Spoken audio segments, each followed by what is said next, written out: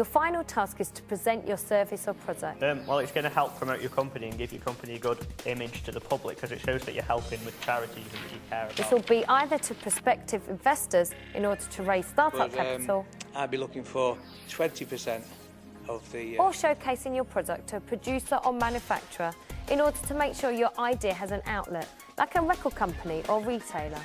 This is a really important part of the process, and it's a step that can turn a great idea and prototype into a real business proposition with a future. How are you going to make it work financially? Because this is going to cost you money. How are you going to finance it? Every new enterprise needs a business plan, and your presentation will need to include a 2-page outline of your project. We needed 5,000 for the website and 1,000 for marketing and advertising. It will provide a document to use when approaching prospective investors and clarify the amount of money you need from them. Every business plan is different, but should include these 3 things. Firstly, explain about the prospective venture. Here, put the name of your business and the main activities you're planning. Today we've produced a short documentary about the working lifestyles of A-level students. Secondly, the product or service needs to be described. Go into more detail about what it is you're planning, including product costings and how much you expect to sell. We've worked out that it costs £2.50 to produce each of the 3 bracelets that we would give away. Overall, the magazine, printing costs and paper would be about £1 an issue. And we are willing to give away 10% of the company for £6,000, so we need 300 subscribers to pay it back. Also talk about your unique selling points to get the investors interested in and excited about your product. And the tennis player. But you need all the equipment to play these, and it's costly, as you know. We reuse clothes in a new and unique way, customising and accessorising them. Finally, include details of what your market research has shown you about your potential customers, competitors, and how you plan to sell your product.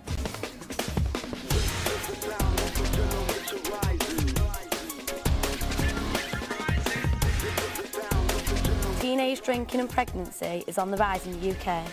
We feel there is already a helpline which is more specifically aimed at males, so our target audience is teenage girls and young women, so they know there is help for them out there. Once your business plan is ready to present, look at planning a multimedia presentation to promote your product or service. My first name's Reed and my last name's Sackle. Put them both together and you get Recycle. Recycle is my name and you're on Game Island. Play it with your feet or even better your right hand. Check it on the web and you'll soon be playing. And £2 a month is all you'll be paying.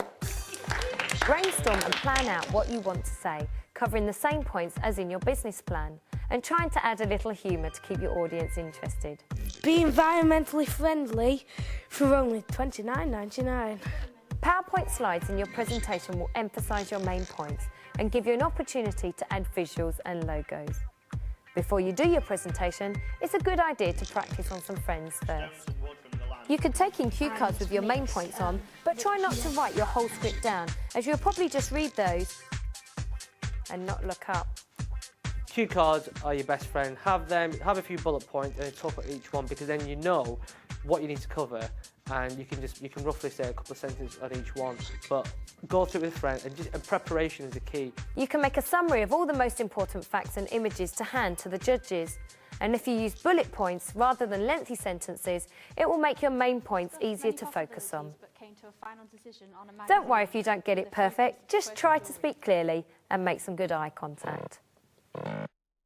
You've earned the right to be enthusiastic about your product, so make sure that comes across.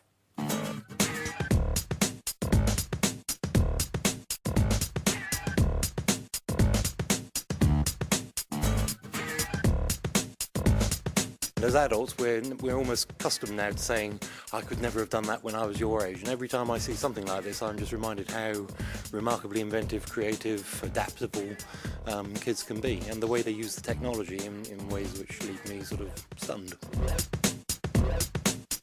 The ideas the students have come up with are just amazing, and the products and the ideas they have come up with, I think, you know, the vast majority could actually come to something, and we'd like to develop that.